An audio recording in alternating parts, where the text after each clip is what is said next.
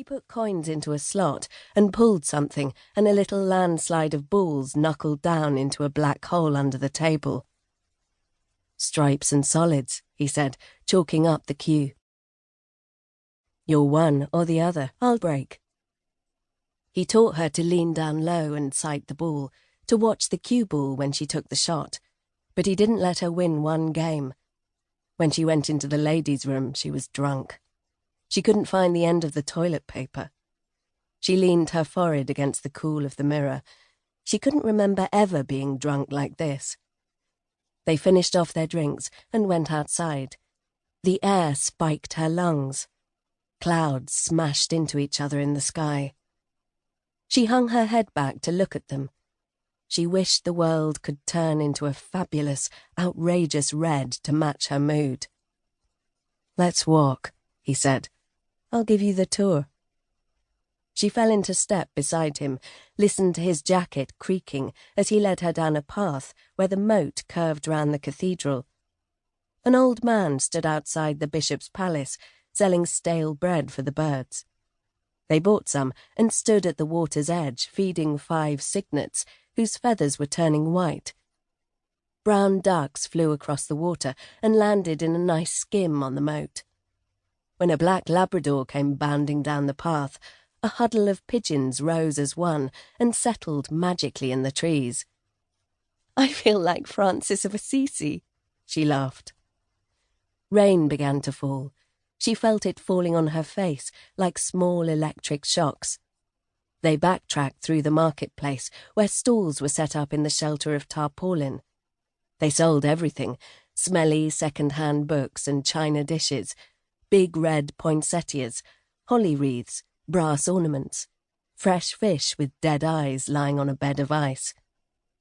"Come home with me," he said. "I'll cook for you." "You'll cook for me?" "You eat fish?" "I eat everything," she said, and he seemed amused. "I know your type," he said. "You're wild. You're one of those wild middle-class women." He chose a trout that looked like it was still alive. The fishmonger chopped its head off and wrapped it up in foil. He bought a tub of black olives and a slab of feta cheese from the Italian woman with the deli stall at the end. He bought limes and Colombian coffee. Always, as they passed the stalls, he asked her if she wanted anything. He was free with his money, kept it crumpled in his pockets like old receipts, didn't smooth the notes out even when he was handing them over. On the way home, they stopped at the off-licence, bought 2 bottles of Chianti and a lottery ticket, all of which she insisted on paying for. "We'll split it if we win," she said. "Go to the Bahamas." "Don't hold your breath," he said, and watched her walk through the door he'd opened for her.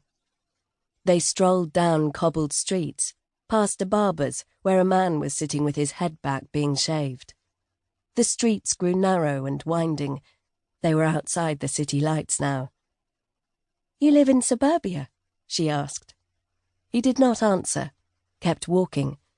She could smell the fish. When they came to a wrought iron gate, he told her to hang a left. They passed under an archway and came out in a dead end. He unlocked a door to a block of flats and followed her upstairs to the top floor.